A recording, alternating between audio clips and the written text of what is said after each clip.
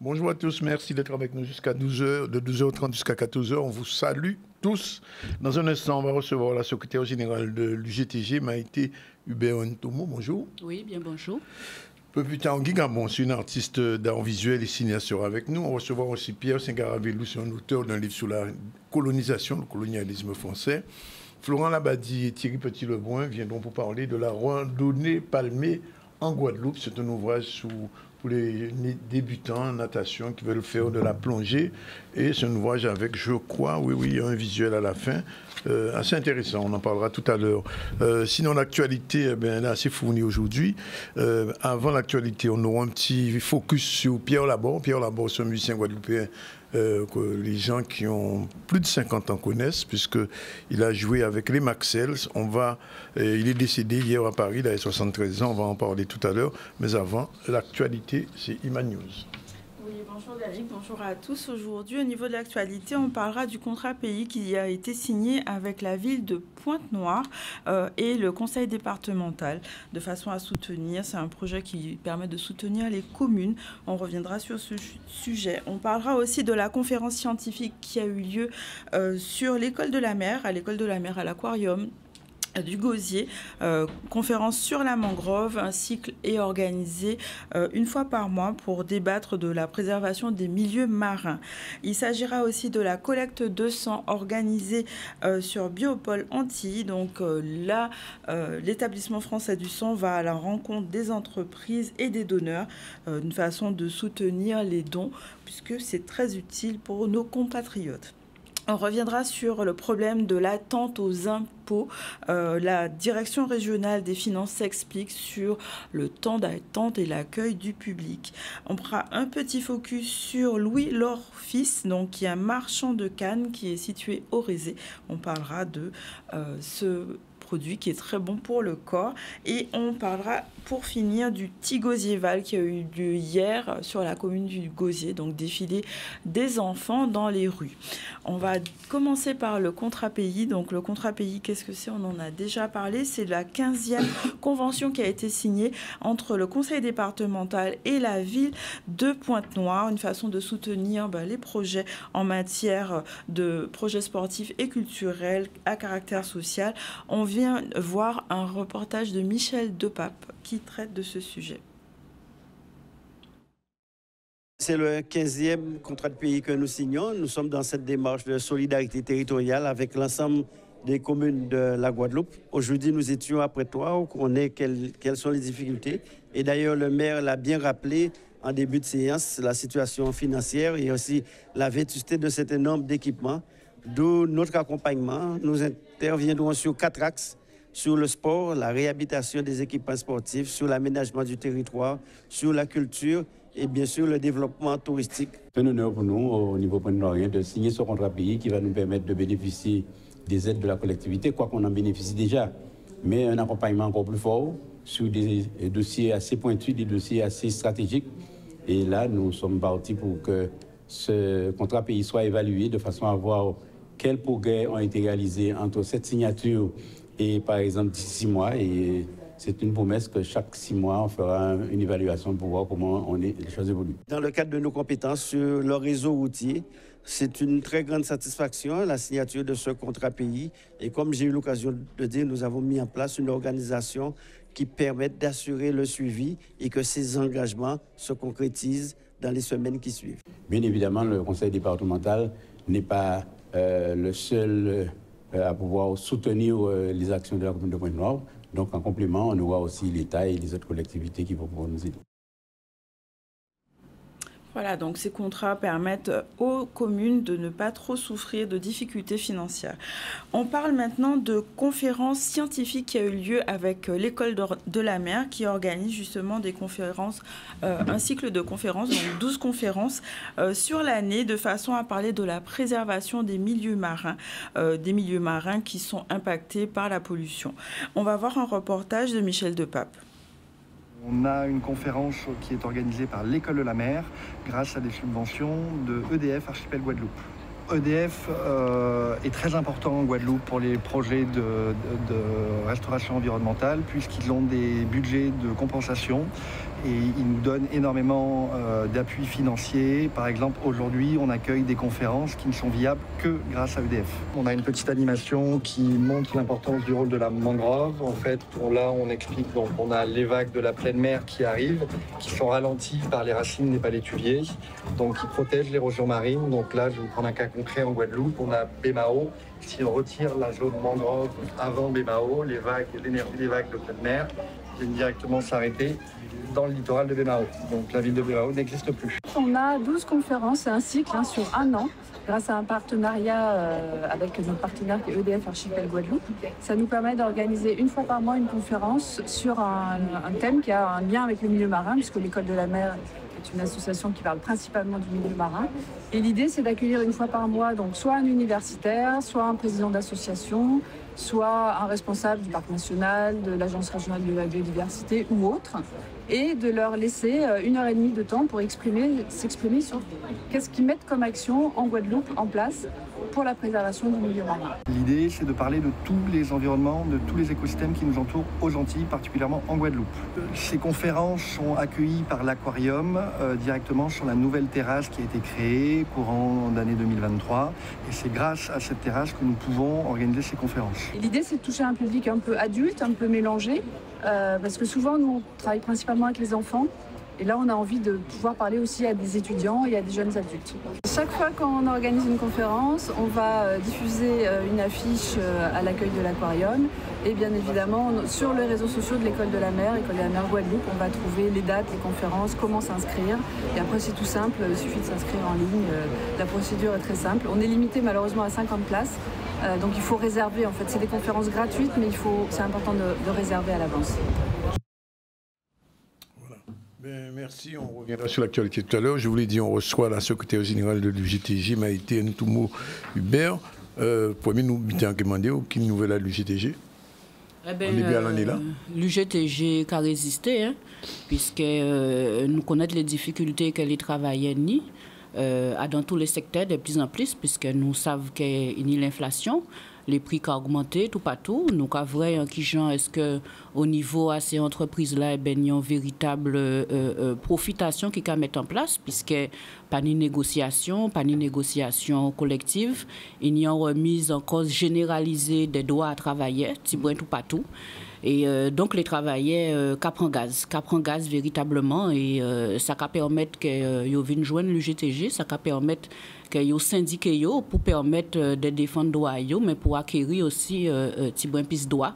Donc nous avons organisé, nous avons fait en sorte d'être en capacité de recevoir les salariés qui ont problème, d'organiser, structure en nous, justement pour nous renforcer nous et pour nous plus fort face à l'exploitation là, du patronat, du capitalisme et face à la vie qui est de plus en plus difficile.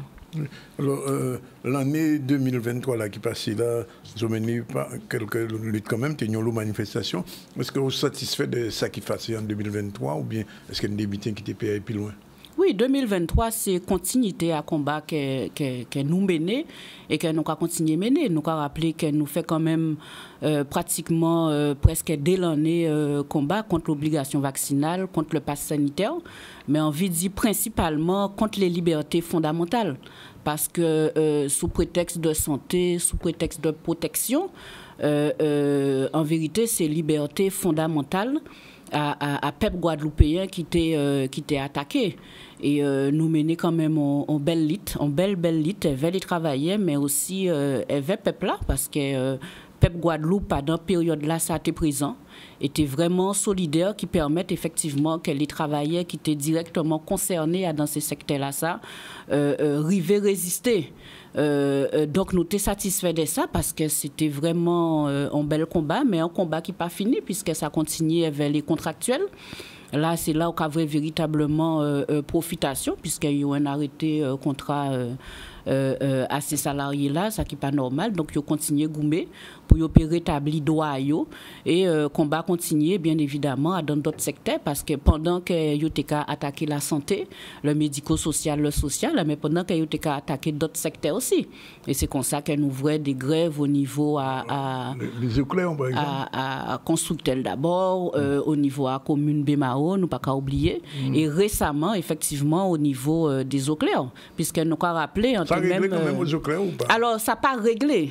Pour le moment, direction là fait Tibouin derrière. Parce qu'il rend ni compte qu'il a été ni en mobilisation forte de l'ensemble des organisations syndicales et des salariés à la clinique là. Donc, il fait derrière, mais quand on lui dit, c'est reculer pour mieux sauter, parce qu'il dit comme ça que de toutes les manières, oui, qu'il revient. Ça, pour nous comprendre, c'est qu'à travers l'attitude là, ça, c'est une tendance à dénoncer tout droit à travailler. Et premier droit qu'il y a attaqué, eh ben, c'est les conventions collectives, c'est les accords de branche. Puisque c'est des documents qu'à un moment donné, les dirigeants syndicaux arrivaient mobiliser les travailleurs dans les secteurs pour mettre en place. Eh ben, ça y a créé convention collective et accords de branche qui a regroupé un certain nombre de protections sociales et d'avantages pour les salariés qui tiennent compte de là, il y a travail là, mais dans qui pays aussi. Donc, c'est des conventions particulières pour la Guadeloupe. Et là, nous rendons compte que le patronat, qui est censé normalement négocier pour faire évoluer ces droits-là, ça, eh bien, depuis quelques années, plus de 10 ans dans certains secteurs, qui a refusé de négocier dans la perspective de faire disparaître ces conventions-là et affilier directement à des conventions de France. Nous savons bien qu'il n'y a pas les mêmes conditions de travail, nous savons bien qu'il n'y a pas les mêmes négociations qu'il y a à mettre en place, et c'est pour ça qu'il y a attaqué, et c'est ça qui passait au niveau de clinique Les Eaux Claires. Le patron a décidé carrément de dénoncer la convention collective là. Oui. Donc les salariés qui savent que ça a représenté les végaoulés tout de suite, et nous voyons effectivement que l'ensemble des organisations syndicales des travailleurs étaient debout pour dire qu'il n'y a pas d'accord. Mais nous savons que direction là, ça a qui revient, puisque nous connaissons direction à Les Eaux Claires, hein. À pas des gentils du tout. Et sincèrement, les conditions de travail qu'ils mettent en place en disant là, très difficiles. Ces salariés-là qui avaient en lot misère, c'est des remises en cause généralisées tout partout, dans tous les services. Donc, c'est pour ça que, sachant qu'il y a que revient ces sujets-là, ça, eh ben, les camarades qui sont dans ce secteur-là, ça, qui ont commencé à organiser pour qu'ils aient en capacité de répondre. Mais ça veut dire que dans les autres cliniques, même problème là qui est posé? Même problème là qui est posé parce que les accords de branche, eh bien, ils ont refusé, le patronat dans le secteur à la santé, qui a refusé de ciser avec les syndicats pour négocier. Donc, même problème là qui est posé dans les cliniques, mais dans toutes les autres entreprises aussi. Donc, à bien vrai au niveau à la filière canne sucre, aussi là, il y a une convention collective depuis plus qu'ils disent l'année, ils ont essayé de négocier et faire avancer les points. L'année là, ça encore une fois, ils ont passé peut-être des mois, car reviennent sur les différents points pour faire évoluer. Donc, ils ont ouvert les négociations, oui, puisque d'autre côté, ils n'ont pas même ouvert, ils n'ont pas même qu'à occuper d'eux. Là, au moins, ils ont cisé et ils ont commencé à parler. Sauf qu'ils n'ont pas qu'à accepter point. Ils n'ont pas qu'à négocier si point. Donc, c'est toujours à même niveau là. Donc, après aussi au niveau de l'énergie. Les produits pétroliers, eh ben, accord de branche qui est au point mort depuis plus de 5 ans. Et l'OPGSS, qui est une organisation patronale dans ce secteur-là, ça a refusé de négocier. Nous avons écrit, nous avons réécrit, et a refusé de négocier. Donc, c'est chaque fois un rapport de force qui est obligé de mettre en place, ça veut dire bloquer, ou que tu en joues que toute station bloquée, eh ben, c'est à ce moment-là ça qu'il y a cisé, il y a négocier. Parce que la volonté à eux, c'est de faire disparaître ces droits-là, ça, pour obtenir des salariés à moindre coût, mais en même temps, faire disparaître les organisations syndicales comme l'UGTG, qui implantées en Guadeloupe spécifiquement et qui mettent en place ces conventions collectives-là, ça. Alors, en 2021-2022, peut-être si moins en 2023, nous avons une manifestation alentour à un collectif. Est-ce que le collectif a ça toujours debout? Oui, bien évidemment. Alors, c'est vrai que pendant fête à Noël, jour de l'an, nous prenons un petit brin souffle.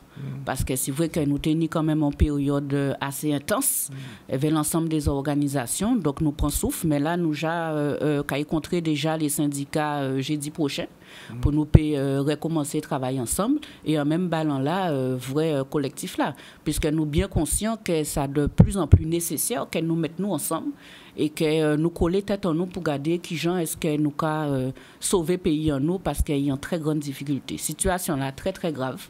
Et c'est rien qui là ouvre nous que goumer ensemble, c'est rien qui là ouvre nous que mettre nous ensemble à un intérêt commun que nous arriver sortir dans ça.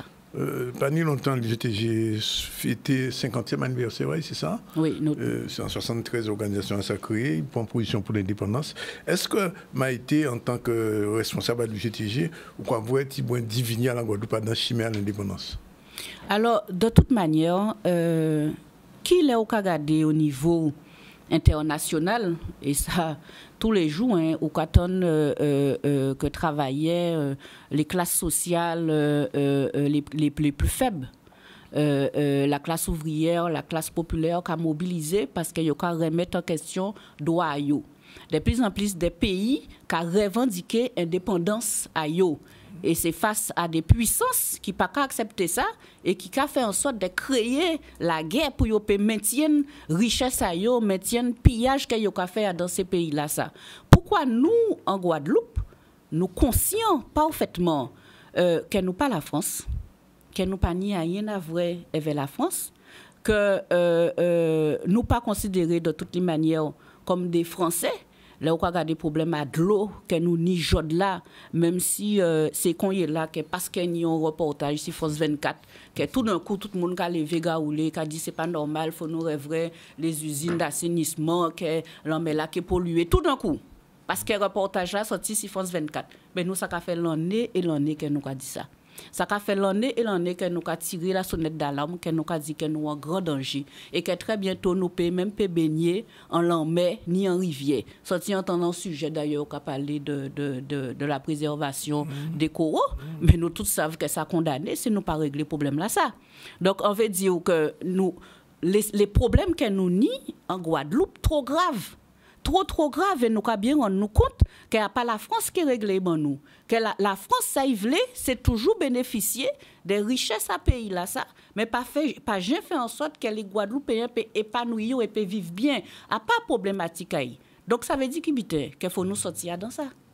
Ça veut dire qu'il faut nous trouver une solution pour que nous, Guadeloupéens, puissions assumer responsabilité en nous et prendre divini en nous en main, prendre pays en nous en main. Tant que nous pouvons faire ça, eh ben, de toutes les manières, nous pouvons arriver à un stade, nous pouvons disparaître.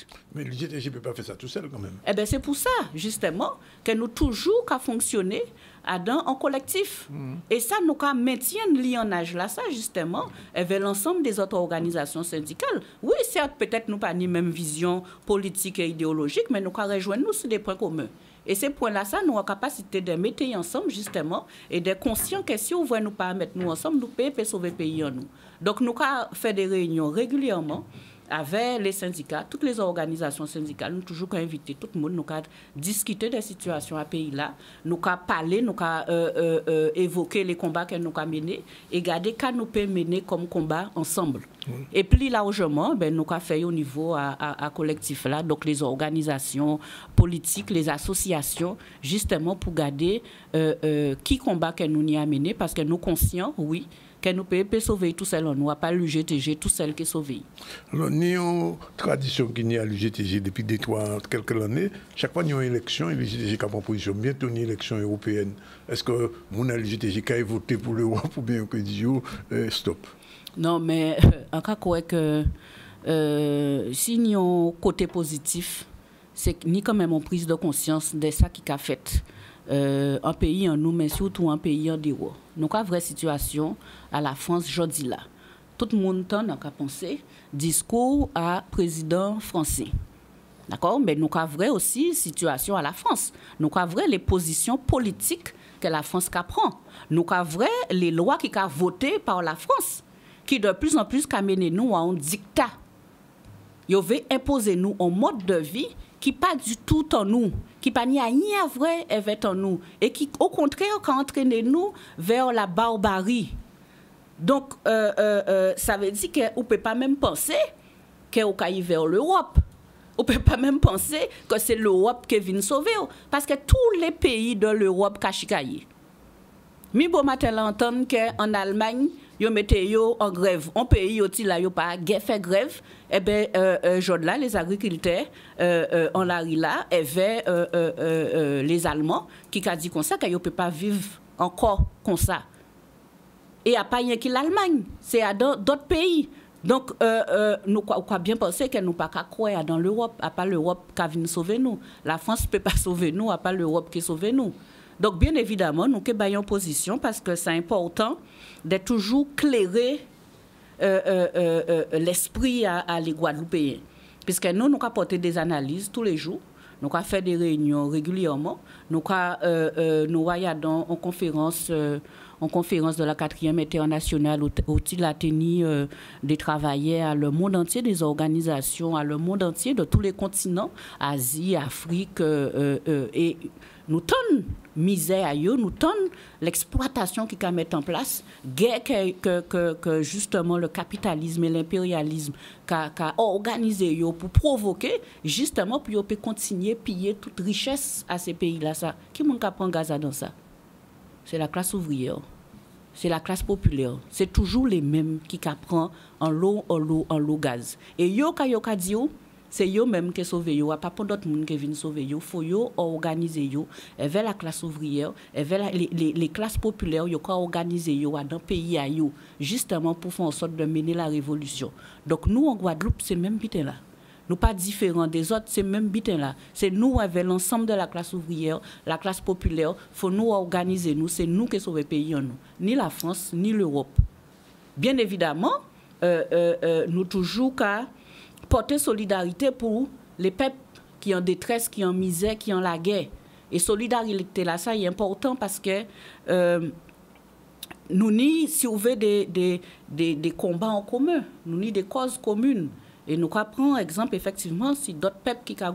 Donc c'est important que nous restions en contact, que nous bocanter et que nous portions solidarité en nous, tout partout qu'on nous porte solidarité avec peuples haïtiens qui en ce moment qui vivent véritablement situation très difficile avec les gangs et avec ça yoka réservé bayo. Nous porter solidarité avec peuples palestiniens. Bon matin là entendre que yo j'arrivé à plus de 25 000, nous disons, ça inadmissible. Donc nous avons porté soutien nous à ces peuples-là, bien évidemment, mais le combat là que nous avons mené là, c'est nous tous celles qui avons mené. On a une dernière question. Dans ce secteur, on va sur là toujours, Canal Plus, ça apaise le petit moins? Vous savez, grand patron à Canal Plus, c'est qui moun? Bolloré, c'est ça? C'est Bolloré, ouais. D'accord. Donc, j'aurais bien imaginé que politique là qui va mettre en place au niveau à Canal Plus là, il pas qu'à vers l'émancipation des travailleurs, vers l'épanouissement des salariés. Et nous allons continuer à goumer, nous en plein AO, justement, nous allons continuer à goumer parce que son machine à faire l'argent, société là ça, son machine à faire l'argent et nous allons montrer que malheureusement, justement, comme ils ont fait en sorte d'exploiter les travailleurs pour continuer à faire l'argent, eh bien, c'est de plus en plus de mal-être, de burn-out, de difficultés justement pour les salariés à joindre les débouts. Donc nous allons continuer à goumer et il n'y a pas du tout prôné le dialogue social puisque encore rappelé que jusqu'à présent, il a refusé la négociation pour permettre justement des nids de crédits d'heure pour faire syndicat. Donc, il n'y a pas du tout dans le dialogue social, bien au contraire.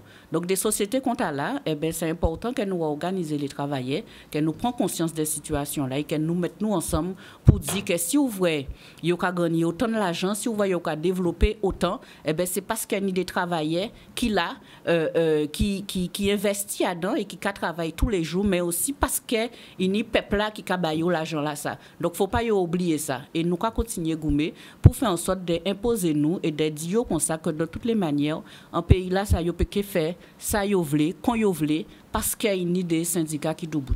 On dernier bulletin très rapidement. D'après moi aussi, deuxième madame à l'UGTG, responsable secrétaire général à l'UGTG, si on va tromper moi, parce que dans un mandat, on mettait des points à un moment donné. Hein. Alors, Suzy, t'es pressenti? Ah, il battait une temps mais il battait élu, c'est lui hein, qui t'est refusé d'aller plus loin parce que, bon, vous savez, il y avait les responsabilités que les madames ni au niveau de la famille à eux. Ça pas évident qui a fait que c'est premier madame qui est élue secrétaire général à l'UGTG. Ça m'a trop raide pour prendre 3 années là. Eh bien, oui, il raide, il est toujours raide, il continue raide, puisque surtout là, on regarde des difficultés qui viennent de plus en plus. Ça n'est pas facile, mais c'est un choix qu'on a fait. Et moi, quand on dit tous les jours, il ne faut pas nous laguer. Il ne faut pas nous laguer. Alors, si moi, on laguer, il n'y a pas qu'à jusqu'au bout, les autres qui laguent. Si on ne va pas continuer de après le congrès, là, quoi vous venez? Eh bien, vous savez ça, pas... Oui, bien évidemment, on m'a dit. Ouais. Mais à pas moins qu'à décider. Tout seul. Les autres qui sont élections, hein, c'est élection, c'est un choix. Mais en tout cas, ça qui s'entend, c'est qu'on peut toujours continuer à gommer. Ben, Maïté, merci de venir. Merci. Et Kembe fort. Voilà, il est 12h56, nous avons un petit campo et nous allons retrouver tout à l'heure avec Guy Gabon, artiste d'art visuel et cinéaste, et Pierre Sengaravello, avec nous parler du colonialisme. À tout de suite. Merci. OK.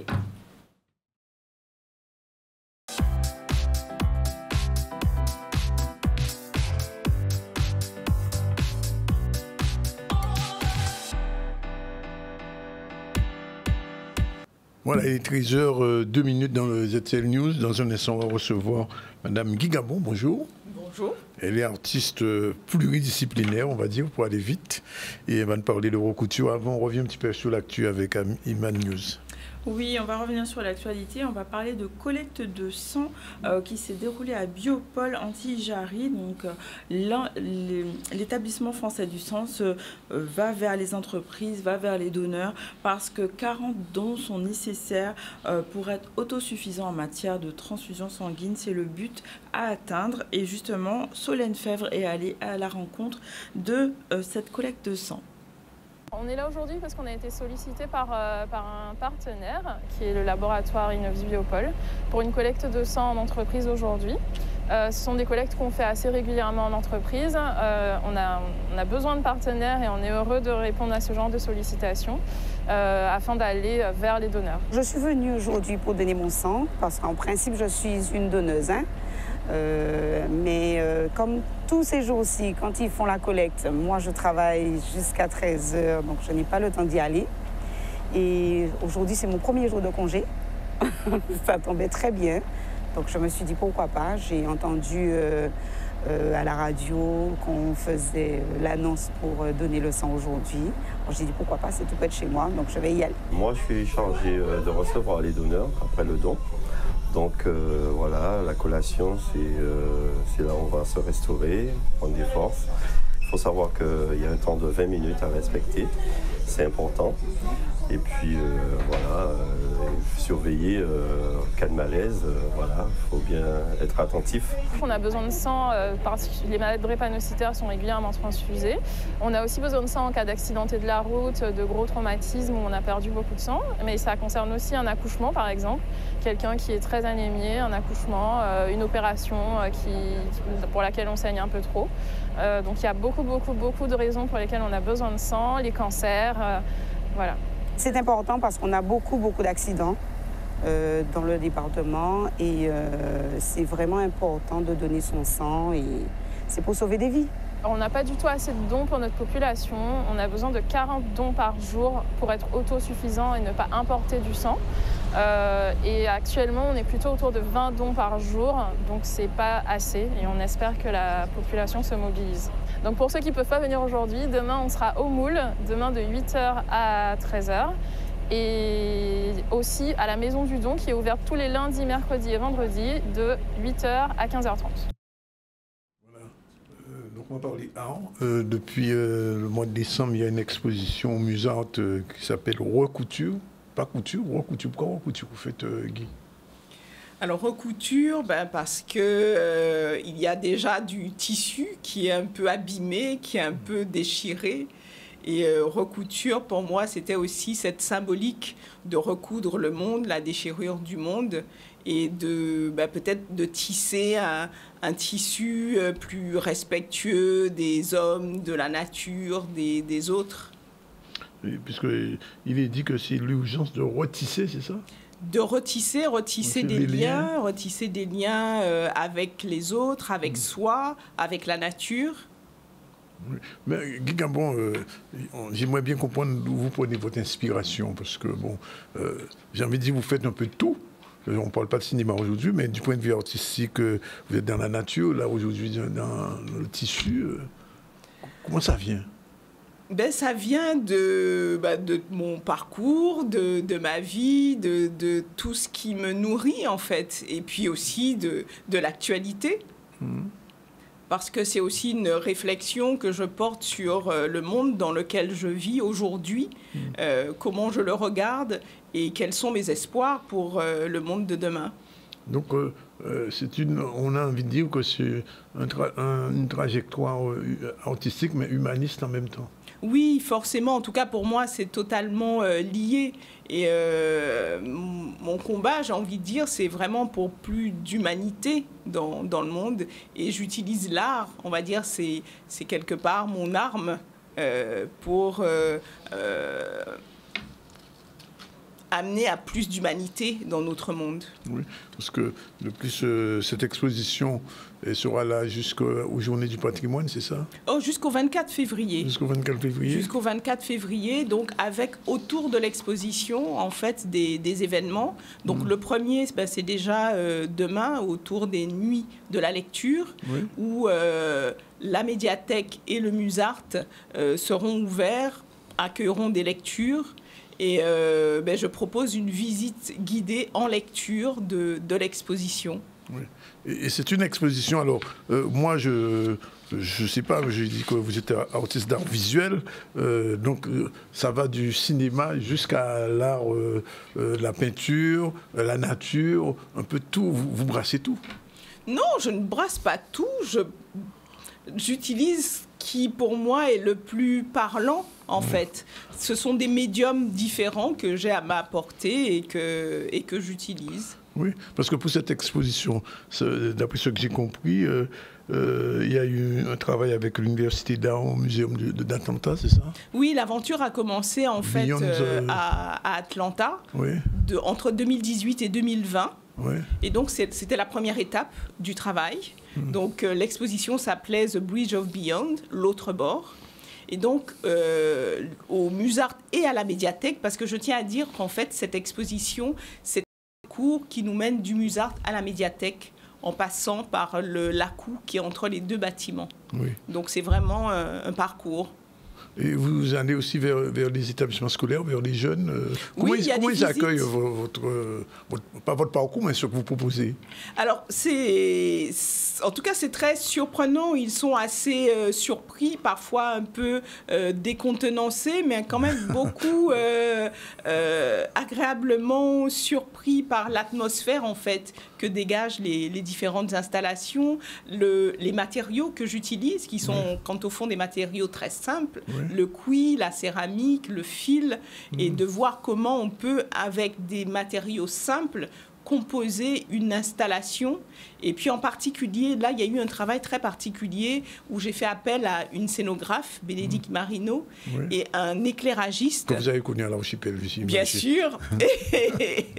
Et Pika aussi, que j'ai connu à l'Archipel. C'est pour dire que tout le parcours, mon parcours de vie vient nourrir mon travail. Et c'est vrai que ce travail sur la scénographie et la lumière amène une autre dimension, presque une quatrième dimension au travail. Oui. Et vous avez toujours envie de surprendre? Oui, parce que je pense qu'il faut bousculer aussi les codes, il faut surprendre, parce que je pense qu'il faut vraiment que l'humanité se réveille. Donc voilà, il faut aller là où on ne m'attend pas, oui. Et que chacun trouve en lui en fait cette ressource pour tisser, pour retisser, pour recoudre, parce qu'il y a urgence. Alors je me souviens, la dernière fois que je vous avais eu, c'était parler de land art. Oui. C'est toujours d'actualité, le land art? Bien sûr, ça reste l'un des fondements aussi de mon travail, parce que c'est le rapport à la nature. Et pour moi, il est essentiel, c'est l'ancrage, il est là. Et cette expo raconte aussi l'importance de l'ancrage à la nature. L'une des installations qui s'appelle Reliance, qui est un hommage aux femmes, au sol, j'ai ramené de la terre, parce que pour moi, c'est vraiment ce lien à la terre est essentiel. Oui. Et alors, il y a le cinéma, il y a un petit peu de spectacle vivant aussi? Mais il y a l'influence du spectacle vivant, en fait. Oui. Voilà, le fait de faire appel à une scénographe, à un créateur lumière, ça vient de mon background de spectacle vivant, du temps que j'ai passé à l'Archipel, même si c'était un tout autre poste administratif. Mais en tout cas, moi, ça m'a marqué et ça imprime, et ça transpire, en fait, dans mon travail. Alors, une dernière chose avant de vous quitter. Je pose toujours la question aux artistes. C'est difficile en Guadeloupe de vivre de son art? Oui, c'est difficile. Oui. C'est difficile, pourquoi? Mais c'est difficile parce que j'ai envie de dire, le territoire est petit, les opportunités ne sont pas énormes. Donc il faut construire avec. Après, chacun construit son modèle. Moi, j'ai choisi de m'accrocher en tout cas au fait d'en vivre. Donc voilà, il faut développer les projets, il faut trouver un modèle économique qui permette de tenir. En tout cas, j'ai encore la chance de pouvoir dire que j'en vis. Alors, rendez-vous donc au Musart pour ceux qui n'ont pas encore vu? Oui, rendez-vous au Musart, à la médiathèque. Donc, on peut rentrer par le Musart, par la médiathèque. Oui. La semaine prochaine, pour les journées du patrimoine, les 2 établissements seront ouverts le samedi et le dimanche. Il y aura une soirée littéraire en hommage à Simone Schwarzbart, le samedi 27 à 18h. Et le dimanche matin, une rencontre autour du matrimoine. Du matrimoine. Alors, il n'y a plus de patrimoine, là, c'est le matrimoine. C'est le matrimoine. D'accord. Oui. Donc, autour, en fait, d'artistes, d'autrices qui ont été un peu invisibilisés dans l'histoire. Donc, voilà, une invitation à découvrir ce qu'est le matrimoine et à le mettre en valeur. Merci Guy, à bientôt. Merci, à bientôt. Je sais que vous reviendrez bientôt, il y a sûrement quelque chose dans l'air déjà. Oui, toujours. Oui.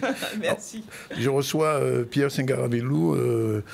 Il est historien, auteur, chercheur, universitaire, agrégé docteur en histoire. Mais enfin, il y a plein de titres. On pourrait passer une journée à les citer, travailler en France, en Angleterre aussi, je crois. Oui, jusqu'en septembre dernier. Jusqu'en septembre dernier. Et il est devenu depuis quelque temps spécialiste de la colonisation ou de la décolonisation. Depuis une vingtaine d'années déjà. Oui. Alors, on va parler d'un ouvrage que je n'ai pas lu, mais qui est sorti récemment sur les histoires coloniales de la France, décolonisation au pluriel. Pourquoi cet ouvrage? Parce qu'il y a eu beaucoup de choses sous cette période. Alors, d'abord parce que c'est un sujet qu'on pense bien connaître et qu'en fait on ne connaît pas très bien, parce qu'il y a une espèce de fossé entre la recherche universitaire à l'échelle mondiale, puisque c'est un sujet qui est étudié un peu partout dans le monde. La colonisation française, elle est autant étudiée aux États-Unis, au Canada, en Australie, en Inde qu'en France. Et il y a un fossé entre cette recherche universitaire et puis, au fond, le grand public qui ignore en grande partie cette histoire, que ce soit dans l'Hexagone, dans les Outre-mer, mais aussi dans les anciennes colonies, au Sénégal, au Vietnam, au Maghreb. On connaît mal cette histoire. Et donc, on a voulu collectivement rendre compte de toutes les recherches qui ont été menées depuis une trentaine d'années, un peu partout dans le monde, pas seulement en histoire, mais aussi dans les différentes sciences sociales, aussi parfois par des romanciers, des artistes qui ont mis le doigt de manière pionnière sur des objets qui n'étaient pas étudiés jusque-là. Et donc c'est une manière pour nous de rendre accessible au plus grand public, puisque c'est un ouvrage qui s'adresse au grand public tout en étant rédigé parmi les meilleurs spécialistes de cette question. On a réuni en fait plus de 250 chercheuses et chercheurs dans le monde entier. C'est la première fois, il n'y a pas d'équivalent, ça n'a jamais été fait. Près de 1000 pages, c'est ça? Près de 1000 pages. Et puis, près de la moitié de ces auteurs travaillent à l'étranger. Ça, c'est important pour sortir un peu du cadre national, de ce nationalisme méthodologique, cette vision franco-centrée qu'on avait jusque-là. Et puis, avec beaucoup, parmi les chercheurs français, beaucoup d'universitaires, des universités ultramarines, Nouvelle-Calédonie, Polynésie française, bien sûr les Antilles, avec 4 chercheurs de l'Université des Antilles qui ont participé à l'ouvrage. On peut les citer d'ailleurs, hein, Pierre Audin, Dominique Rogers, le regretté Jean-Pierre Sainton, qui propose un article remarquable sur le mai 67 en Guadeloupe. Et puis il y a aussi, c'est très important de le noter, de nombreuses chercheuses d'origine guadeloupéenne, d'origine martiniquaise, qui enseignent aujourd'hui aux États-Unis. À commencer par la coordinatrice, une des 4 coordinatrices de l'ouvrage, Mélanie Lamotte, qui est professeure aujourd'hui à Austin d'histoire moderne. On pourrait citer Audrey Célestine ou encore Sylviane Larcher, qui sont toutes les deux d'origine antillaise et qui travaillent désormais aux États-Unis. Donc, mais Audrey est partie aux États-Unis? Oui, elle a quitté le nord de la France. Lille, c'est toute une information récente. En fait, ça nous dit bien le dynamisme en fait de la recherche à la fois française, de la recherche aussi des chercheurs qui sont originaires des différentes outre-mer et qui rayonnent dans le monde. Ça nous dit aussi parfois les difficultés qu'on a dans l'Hexagone à reconnaître les mérites aussi des jeunes chercheurs. Alors, est-ce que votre ouvrage, enfin le titre de votre ouvrage est un peu paradoxal? Colonisation au pluriel, notre histoire. Or, on dit souvent que les Français ont du mal avec leur histoire. C'est pour les réconcilier? Alors c'est exactement, c'est pour dire qu'en fait il s'agit d'une histoire commune, très douloureuse, mais une histoire partagée. Et une histoire qu'on a longtemps reléguée aux marges vous savez, du récit national. Jusqu'à la fin du XXe siècle, on considère que l'histoire des colonies, c'est pas l'histoire de France, c'est différent. Et donc ça doit être étudié, non pas dans les cours d'histoire de France, mais dans des petits cours comme ça marginaux. Et je donne l'exemple du monument historiographique de la fin du XXe siècle, qui sont les lieux de mémoire dirigés par Pierre Nora. Sur 130 grands articles, grands chapitres, il n'y a un seul chapitre sur 130 qui est consacré aux colonies. Et encore, c'est sur l'exposition coloniale internationale de 1931 qui a lieu à Vincennes, à Paris. Vous imaginez, c'est-à-dire la manière dont les Parisiens, les Français se représentent les colonies. C'est-à-dire que c'est une histoire qui ne fait pas partie, qui est étrangère à l'histoire de France. Donc évidemment que cette histoire, elle appartient à l'histoire de France. Elle se trouve même souvent au cœur de l'histoire de France, dans tous les domaines. Domaine économique, on le sait, domaine culturel, domaine politique. Est-ce que les Français se l'approprient? Les Français, comme les autres, ils sont obligés de se rendre compte que cette histoire, c'est la leur. Pourquoi? Parce que les Français d'aujourd'hui, leurs grands-parents, ont été appelés pour faire la guerre d'Algérie. Systématiquement. Ils sont aussi petits-enfants de militants du FLN. Ils sont issus des différentes phases de migration post-coloniale. Les Français toutes les familles françaises sont marquées d'une manière ou d'une autre par cette histoire coloniale. Et là, on parle de l'Hexagone. C'est une évidence pour, évidemment, les territoires d'outre-mer, où là, cette histoire est centrale. Elle est encore visible. Et elle est encore visible. Elle est évidemment encore visible partout dans les outre-mer, mais elle est encore visible dans l'Hexagone. Je veux dire, les paysages urbains, vous avez parlé dans cette émission... de Bordeaux. Exactement, vous avez parlé à de nombreuses reprises des histoires des statues ici, à déboulonner, en tous les cas, à critiquer, à contextualiser, donc pas seulement les paysages urbains, dans la langue française. Dans la langue française, évidemment, il y a ces stigmates de l'histoire coloniale, mais aussi cet enrichissement de la langue par toutes ces cultures. Et évidemment, je parle dans un territoire où évidemment, la créolité domine, donc on connaît toute cette question du métissage et de l'hybridation des langues. Mais c'est bien ce paradoxe-là, la colonisation. C'est une grande violence. Mais c'est aussi, in fine, aujourd'hui, un enrichissement au sens où on doit aussi se nourrir, non pas de l'héritage colonial, mais de ces métissages qui ont été parfois contraints d'ailleurs, parfois subis, mais qui aujourd'hui donnent une diversité, un foisonnement culturel considérable aux quatre coins du territoire. Alors, je pose la question en tant qu'universitaire chercheur. Quand un type comme Sarkozy dit, par exemple, que l'Africain n'a pas d'histoire, comment vous, personnellement, vous ressentez ça? C'est très simple. En fait, Nicolas Sarkozy, quand il dit ça en 2007, c'est le fameux discours, tristement célèbre discours de Dakar, il le prononce pas n'importe où. Il le prononce à l'université Cheikh Anta Diop. Vous imaginez, Cheikh Anta Diop, le théoricien. Il a dû bouger dans son cercueil. Et devant les étudiants et les chercheurs, les enseignants, les intellectuels sénégalais qui sont complètement effarés par ce qu'il dit en substance, il le dit texto, mais il ne dit pas que cela, l'homme africain n'est pas assez suffisamment entré dans l'histoire. Et en disant cela, le président de la République ne fait que reprendre un des pires topoïs de la science coloniale, pas seulement française mais européenne, c'est qu'en fait les populations d'Afrique subsaharienne n'auraient pas eu d'histoire, comme les Océaniens, comme les Maghrébins à l'époque islamique auraient connu des siècles obscurs après les Romains et avant les Français. Les colonisateurs européens ont systématiquement déshistoricisé les sociétés colonisées. Ils ont expliqué que les sociétés colonisées n'avaient pas leur propre histoire et donc leur intrusion, leur colonisation permettait à ces populations d'accéder à l'histoire, autrement dit d'accéder à la civilisation. Vous voyez bien que c'est un des principaux moyens de justifier la domination coloniale, que évidemment tous les chercheurs en sciences sociales, en histoire du monde savent que c'est faux, parce que nous avons documenté les différentes histoires de ces populations, elles les ont documentées elles-mêmes, elles ont documenté la manière dont elles ont raconté leur histoire. Toutes ces populations possédaient une historicité, un rapport au passé, au présent, au futur. Elles ont raconté leur histoire dans des chroniques, des traditions orales, sur des bambous gravés pour les Kanaks, sur tout un tas de supports artistiques. Mais aussi, je l'ai dit, dans des traditions orales pour les griots, par exemple. Les griots en Afrique de l'Ouest, c'est une tradition formidable sur des siècles et des siècles de transmission d'histoire de royaumes, de villages, de dynasties. Et donc, évidemment, ce que dit Sarkozy à ce moment-là, c'est énorme, c'est inadmissible. Alors, je vous donne plus récent, Darmanin qui dit l'année dernière que la République a aboli l'esclavage. Enfin, il dit ça, il lance ça. Là, si vous voulez, c'est plus... comment dire? On est en 21e siècle, quand même. Oui. Dire que la République a aboli l'esclavage, c'est encore une idée fausse partagée par un grand nombre d'habitants de l'Hexagone, et peut-être au-delà, d'ailleurs, parce que ça a été longtemps enseigné comme cela dans les manuels scolaires. Parce que ça relève, si vous voulez, de la propagande...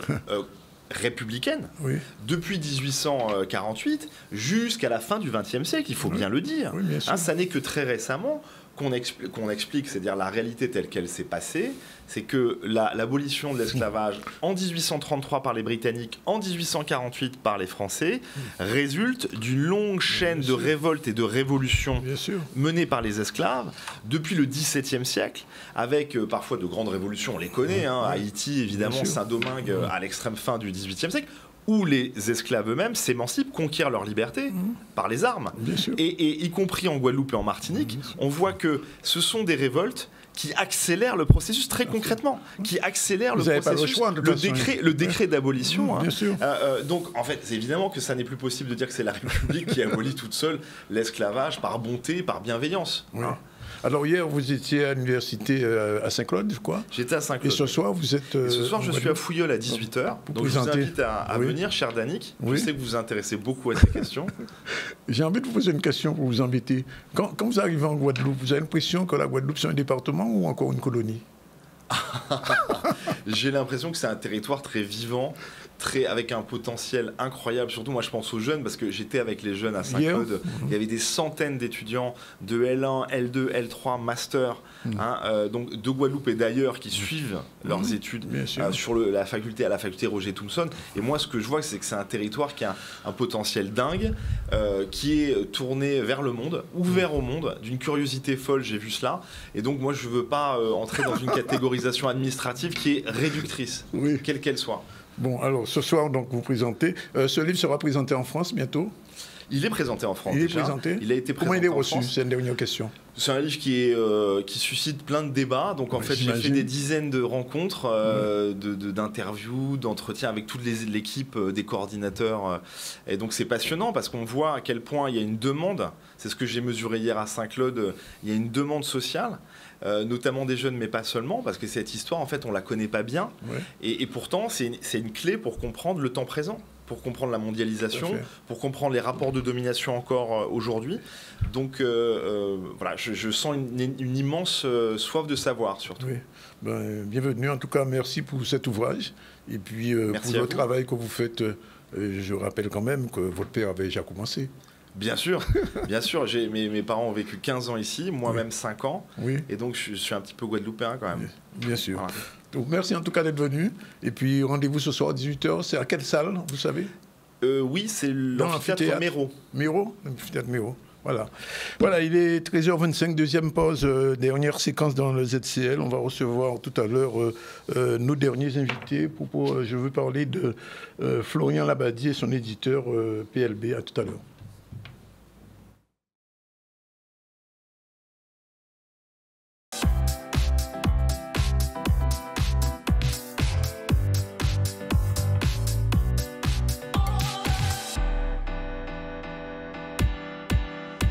Voilà, c'est la dernière séquence du ZCL News. On va recevoir un éditeur bien connu et qui produit de belles choses. Alors, je vais commencer par le plus ancien. C'est un ouvrage qui s'appelle Le Déterville. Il va expliquer tout à l'heure pourquoi ça s'appelle comme ça. Aïe, aïe, c'est un ouvrage pour les enfants, ce qu'on appelle l'album de jeunesse. Et puis, il est venu avec l'auteur Florian Labadie. Bonjour. Bonjour. La randonnée palmée en Guadeloupe. Et je salue monsieur PLB Patrick. C'est quoi tel monsieur? Petit Lebrun. Ah, Petit Lebrun, oui, Petit Lebrun. Voilà, on revient vers vous dans un instant. Oui, oui, la mémoire part. On revient vers vous dans un instant on retourne à l'actualité très rapidement avec Human News. Oui, au retour sur l'actualité, on va parler du problème de l'attente aux impôts. La direction régionale des finances s'explique concernant le manque de fluidité pour l'accueil, surtout le lundi, apparemment, qui pose problème. On revient sur ce sujet avec Harold Luce. Je pense que le gros problème aux impôts, c'est la fluidité avant d'accéder au bâtiment. C'est-à-dire que on est là tous avant l'heure, bien qu'il ne faut pas venir avant l'heure. Mais le problème, c'est qu'après, on se retrouve derrière une barrière et là, il y a plusieurs personnes qui viennent pour différentes choses et ils devraient faire la fluidité depuis là pour faciliter l'accès aux impôts. Il y a un peu d'affluence en ce moment au sein de nos services. Cela résulte tout naturellement d'une échéance de taxe foncière qui est à régler au 15 février pour une bonne partie de nos concitoyens. Alors le lundi, c'est le jour de galère. On voit qu'il y a une queue qui ne finit pas devant les impôts parce que les gens viennent pour le foncier. Le foncier, on sait qu'on a beaucoup de problèmes d'indivision en Guadeloupe, de partage de terre, enfin. Il faut qui puisse alléger le service du lundi. C'est-à-dire que si le lundi, il y a beaucoup de monde pour le foncier et que le jeudi, il y a moins de monde, de faire 2 jours pour le foncier. Comme ça faciliterait les personnes et il y aurait moins de monde à attendre. Donc effectivement, l'accueil de nos usagers est une priorité sur cette direction et dans ce département. On a organisé 2 comités de services publics avec les usagers du CIP, les abîmes, en septembre et en décembre 2023.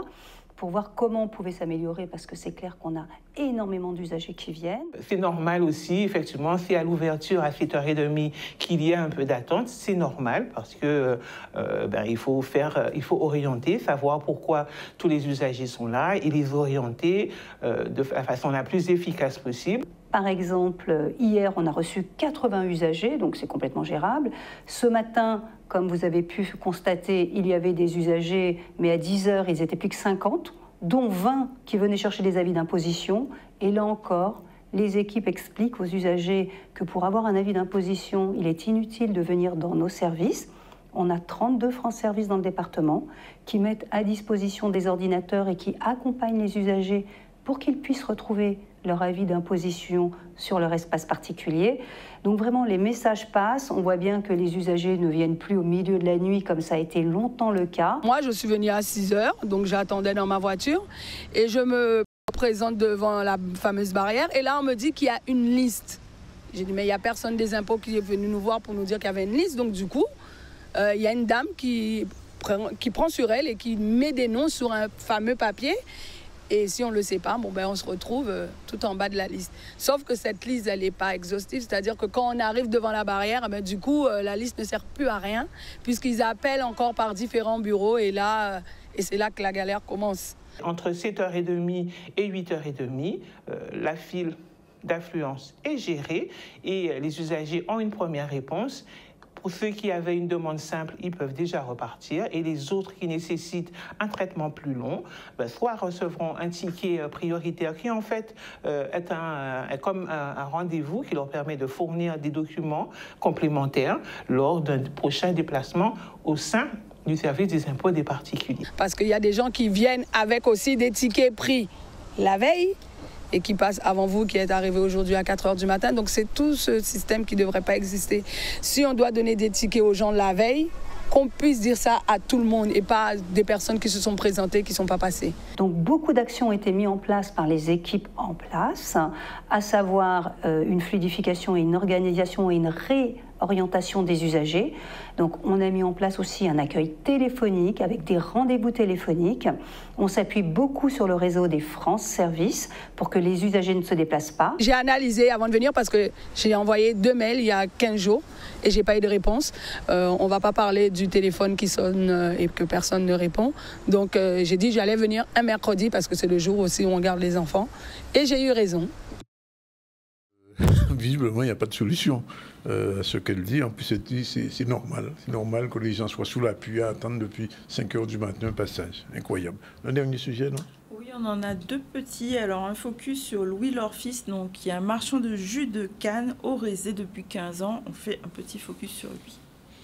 On a consommé canne de plus en plus. De plus en plus, on a consommé canne. Parce que bon, tant qu'il achète un coca en boutique, là, il faut acheter canne et manger, puis bon. C'est ça. Et ça n'est pas facile, hein. Ça arrête dans l'eau, l'arrêt dans l'eau. Il faut couper, et puis vous embarquer dans la voiture là. Après, pour venir ici, débarquer, plicher, mettre en sachet, tout bidin. Ah ouais, ça va facile, non, ça arrête. Bonjour, madame. Un paquet de canne, s'il vous plaît. Oui, d'accord. C'est combien? 0,50. Ah ben, je vais avoir un paquet, s'il vous plaît.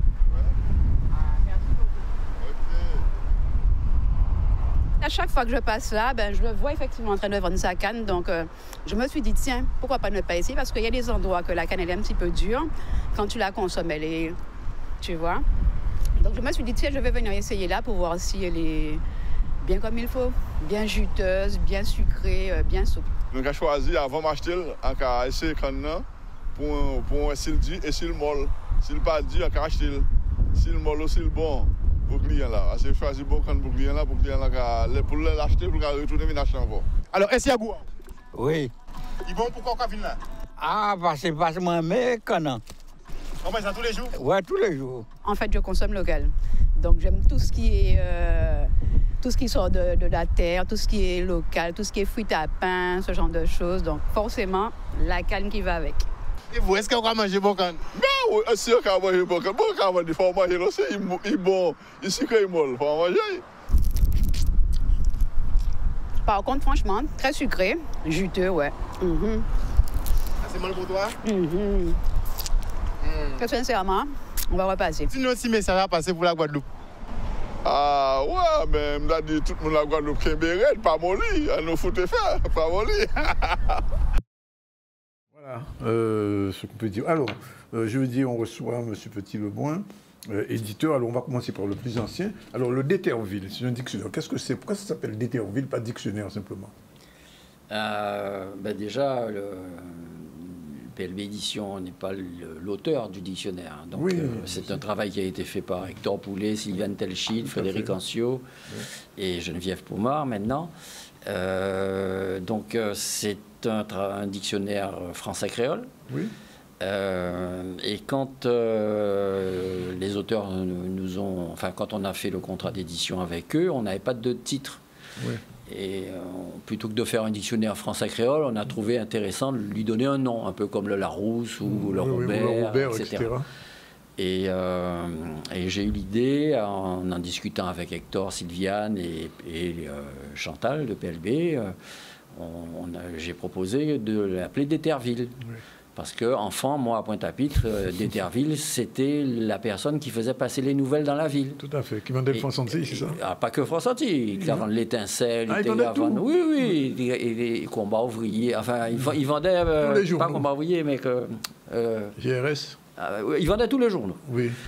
Et il était attendu parce qu'il faisait des quartiers différents au fur et à mesure de la journée. Et quand il n'arrivait pas dans un quartier, à l'heure où on avait l'habitude de l'entendre, puisque c'était un vendeur, mais à la criée, donc il annonçait les titres dans la ville à voix haute.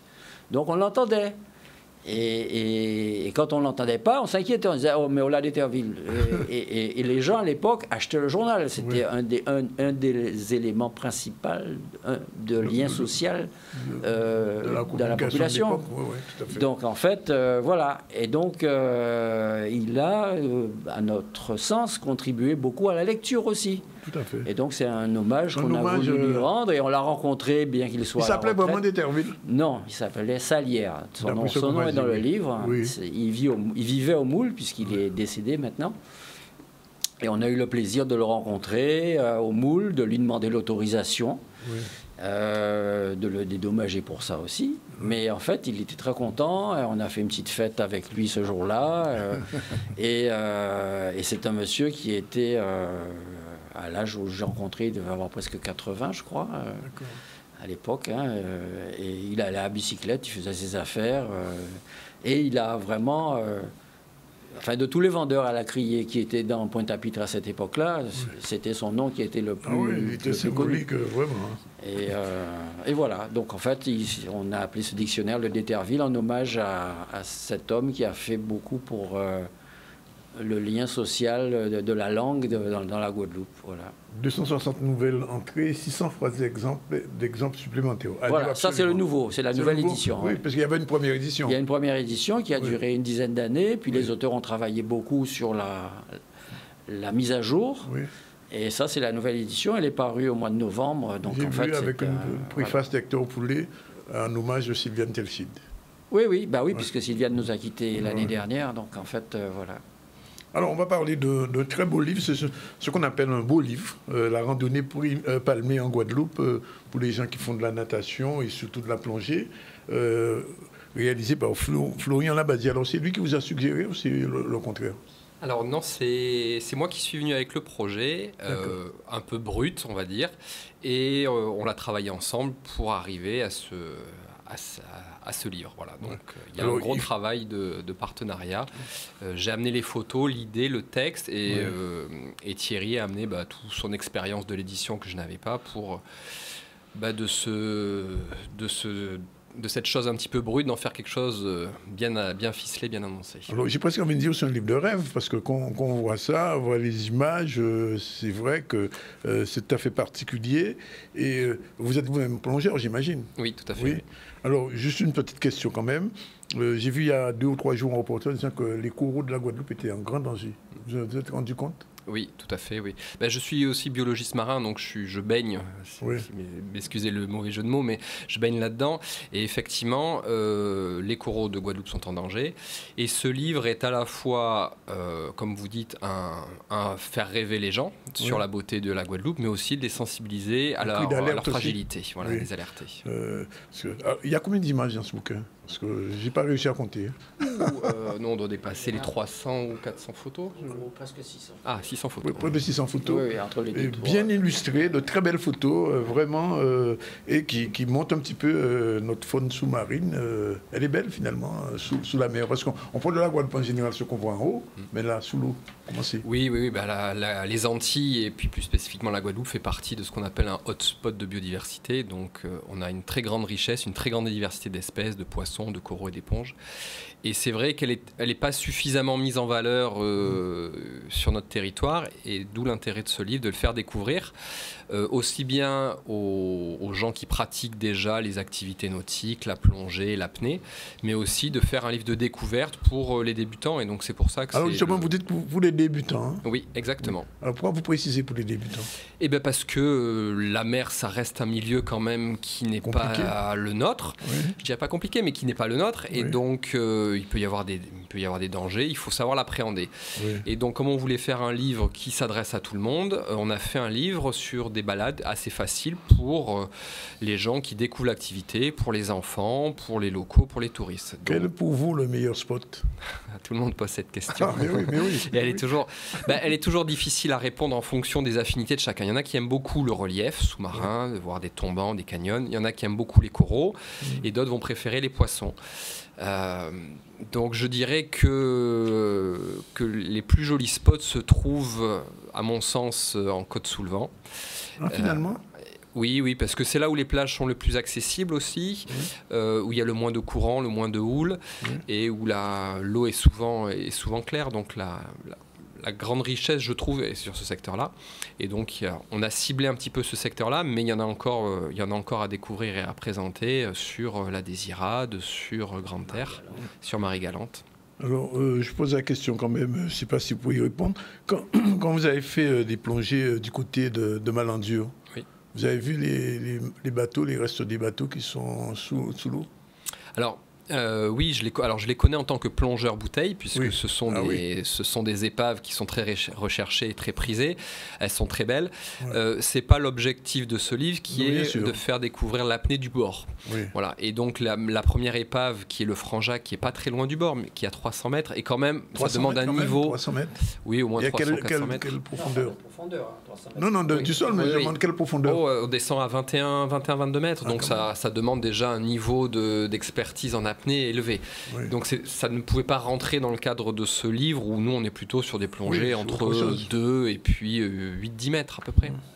Ce qu'a fait Florian comme travail, qui est en fait, quand je tutoie, quand tu dis que le livre il est sympa, il est beau, en fait, en fait, Florian, moi je suis aussi apnéiste et j'ai été pêcheur en chasse sous-marine dans toute ma jeunesse.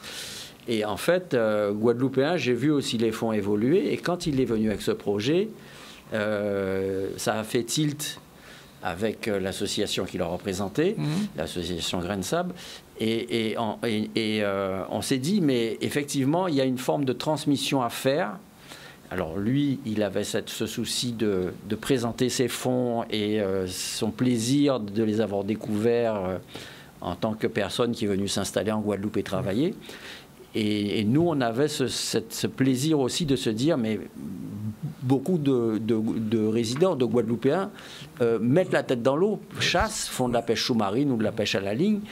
Et en même temps, tous nos enfants, quand on a eu ce plaisir d'aller en bord de mer, on leur met un masque. Moi, j'ai eu ce plaisir-là avec mes parents. Et donc, en fait, j'ai voulu aussi que les gens qui prennent ce livre, ça leur donne envie d'aller regarder. Et comme le niveau est débutant intermédiaire, on n'a pas besoin d'être un grand nageur, on n'a pas besoin d'avoir de diplôme olympique pour faire ça.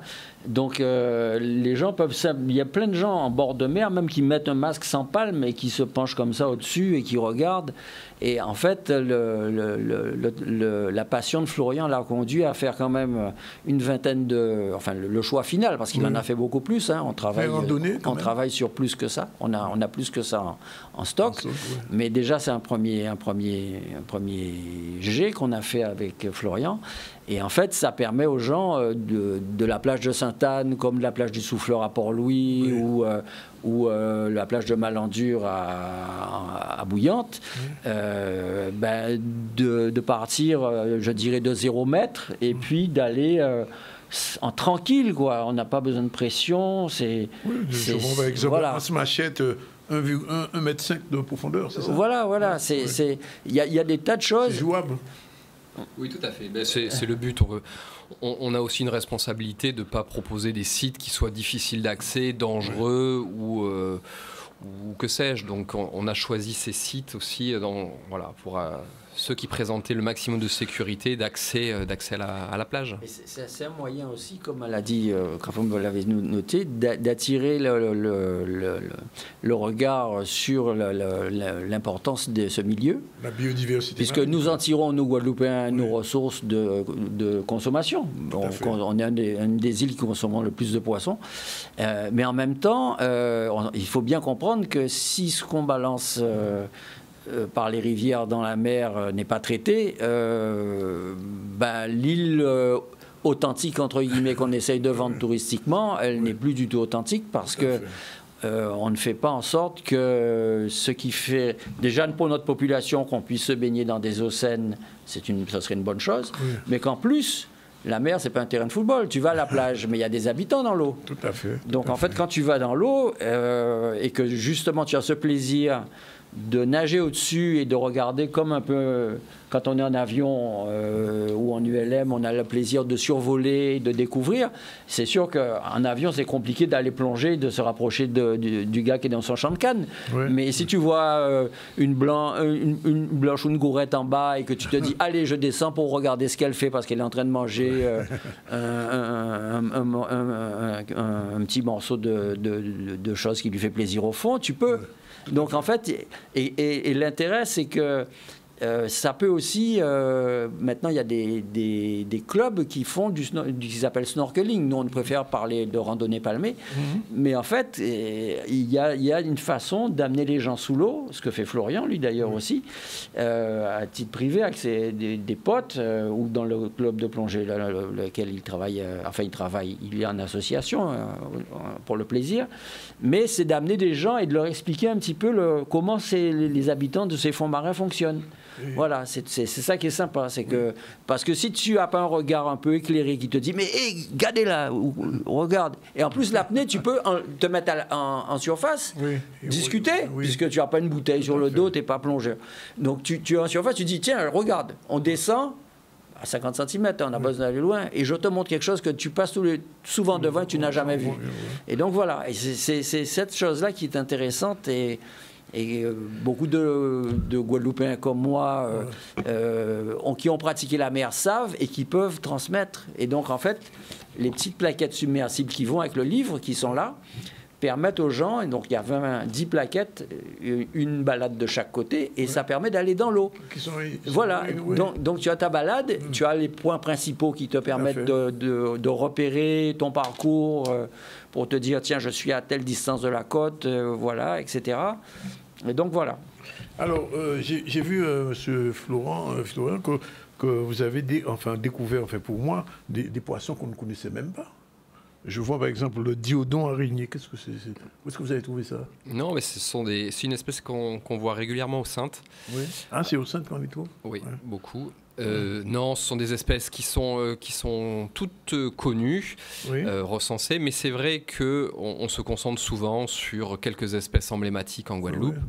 Souvent des espèces, comme disait Thierry, les espèces que l'on consomme, mais c'est ça qui fait la richesse aussi de la Guadeloupe, c'est qu'il y a des diodons araignées, il y a une multitude d'espèces de gorettes, de mérous. L'éponge Ursini, je ne savais même pas que ça existait. Non, oui, on a une grande richesse. Donc c'est l'intérêt aussi, c'est pas juste un livre que l'on feuillette, le but c'est d'apprendre des choses, de découvrir et de sensibiliser aussi le citoyen, le baigneur à la beauté, à la fragilité de ces fonds marins. Puis le fait de nommer quelque chose, de savoir comment au moins elle s'appelle, tu as une petite notion qui n'est pas celle de traverser sur elle, tu vois.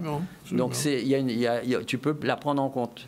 Tout à fait. Non, c'est un livre de découverte aussi. Voilà, tout à fait, mais c'est un guide de découverte. De découverte, et je pense utile et que tout baigneur devrait avoir. je dis, y compris les touristes quand ils arrivent, enfin ils ne font pas de la plongée malheureusement, mais tout Guadeloupéen devrait avoir. Mais ça c'est de l'apnée, donc tu n'as pas besoin de bouteille. En fait, il suffit d'un masque. Et puis, masque tuba. Avec un tuba. Voilà. Oui. Bien. En tout cas, merci d'être venu. Un petit mot rapidement sur Aïe, qu'est-ce que c'est? Je n'ai pas encore lu. Alors, présenter. On va dire aux téléspectateurs que c'est les prochains invités du Zandronis Creole News. Ok, c'est en mars. On va les inviter. En tout cas, merci d'être venu. Je rappelle donc le Desserville, le dictionnaire français créole qui est là, qui est en vente, fait par Hector Poulet et Sylviane Telchid à l'époque. Et c'est la nouvelle édition avec, je rappelle, 260 entrées, nouvelle entrée, 600 phrases d'exemple. La randonnée palmée en Guadeloupe, on y va avoir, tout le monde peut avoir, avec des fiches qui sont submersibles qu'on peut... Si je veux dire, il y a une dernière chose à dire, c'est que grâce à 5 partenaires, conseil départemental, l'Office de l'eau, la région Guadeloupe, Parc national, hygiène, on a pu avoir un livre qui est à 29 €. Donc en fait très abordable avec les plaquettes incluses dedans. Les photos et les plaquettes, c'est presque un cadeau, j'ai un peu dit. Donc voilà, c'est grâce à ces partenaires on a pu publier le bouquin. Merci. Alors rapidement les 2 focus du jour. D'abord le proverbe créole du jour. Parole à pays là. En pas qu'à songer ça encore, bité en temps pour te capaler. Est-ce qu'on connaît cette expression là ça? C'est tiré du livre de Benzo. L'homme te dit en temps pour te capaler. C'est-à-dire que c'est tellement lointain. Oui, comme pour ne pas parler. Okay. Ça veut dire que c'est vraiment, vraiment c'est bon. Et le focus du jour sur un artiste guadeloupéen qui vient de disparaître, qu'on a connu, il s'agit de Pierre Laborde. Il est décédé à Paris hier à l'âge de 73 ans. C'est un grand nom de la scène antillaise, de la scène guadeloupéenne même, des années 70. C'est un célèbre saxophoniste guadeloupéen. Il a été membre de la fratrie Pierre et Max, tous cofondateurs du groupe Les Maxels, qui a été fondé en 1960 en Guadeloupe, ainsi que Jacques Boisquemort, qui a aussi fait partie de la première version du groupe Exile One avec Gordon Anderson.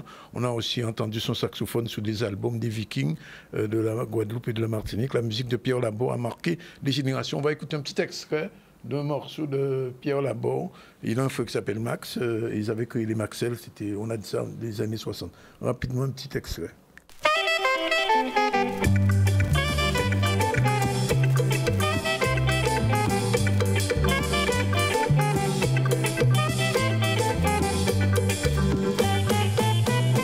Gade là, on peut mettre pied ou que dis-moi ça ou qu'a fait là.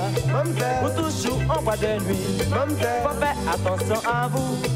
Gade là, on peut mettre pied ou que dis-moi ça ou qu'a fait là. Ou toujours en bois de nuit. Faut faire attention à vous.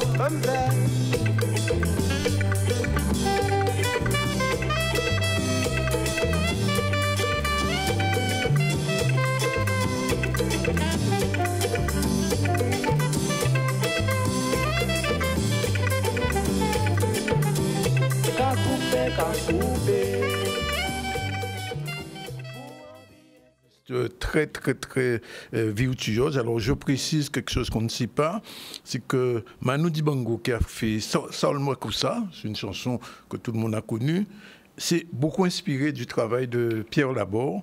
Et Pierre Laborde, bien sûr, il a eu l'occasion de jouer à Monaco pour la princesse à l'époque. Et il a été ce jour-là, me dit-on, Stevie Wonder, qui était de passage pour le mixage, lui-même a été étonné à demander de rejouer Pierre Laborde, qui s'est éteint à l'âge de 73 ans. Voilà, c'est fini pour aujourd'hui. On invite rappel des informations du jour, Iman. Oui, je pense qu'on n'aura pas le temps de voir le Gosival. Ça va être un peu court. On le verra ce soir. Ouais, ce soir, c'est pas grave. Alors, on a parlé du contrat pays donc, qui a été signé entre le conseil départemental et la ville de Pointe-Noire, donc de façon à soutenir l'aménagement, le réaménagement de certaines infrastructures. On a aussi parlé de la conférence scientifique sur la mangrove organisée par l'École de la mer, qui est un cycle qui sera proposé sur toute l'année, donc une fois par mois, une façon de parler de la préservation des milieux marins. C'est en lien avec aussi le livre dont on vient parler. Il s'agissait aussi de parler de la collecte de sang qui s'est déroulée en entreprise, une façon d'aller vers les donneurs parce que la transfusion sanguine, c'est important, et de donner son sang aussi. On a un objectif d'atteindre 40 dons par jour. Il était question du problème d'attente aux impôts, donc l'accueil qui est parfois un peu difficile, manque de fluidité, et la direction régionale des finances s'est expliquée.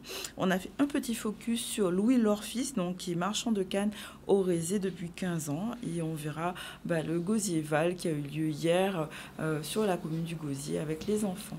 Voilà, et puis depuis le début de l'émission, on a reçu ce matin Maïté Ntoumo, la secrétaire générale de l'UGTG, puis une artiste, Guy Garbon, artiste d'art visuel, qui expose en ce moment au musée Art, et nous donne rendez-vous pour son exposition qui s'appelle Recouture, et pour retisser le lien social, dit-elle. Ensuite, nous avons reçu Pierre Singaravelou, qui est historien, entre autres, mais aussi auteur d'un certain nombre d'ouvrages sur la colonisation, dont ce dernier livre, Colonisation, notre histoire, qui sera ce soir. Il fait une conférence au campus de Fouillon. Nos deux derniers invités, Florian Labadie, auteur du livre La randonnée palmée en Guadeloupe, et son éditeur, auteur de d'Etherville et aussi de Aïe Aïe. Voilà, la pub est faite. Merci d'être venu et à bientôt et bonne vente pour ces bouquins qui sont dignes d'intérêt. Voilà, c'est fini pour aujourd'hui. On vous remercie d'être avec nous. On se retrouve demain à 12h30 pour une nouvelle séquence du ZCL News.